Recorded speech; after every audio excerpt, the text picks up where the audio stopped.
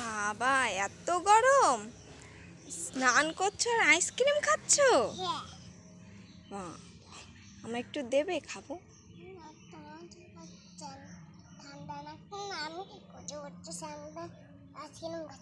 ও বাবা, আমি খেলে ঠান্ডা লাগবে আমার? ও, আর তুমি আইসক্রিম খেলে তোমার ঠান্ডা লাগবে না? দেখুন মেয়ের কথা।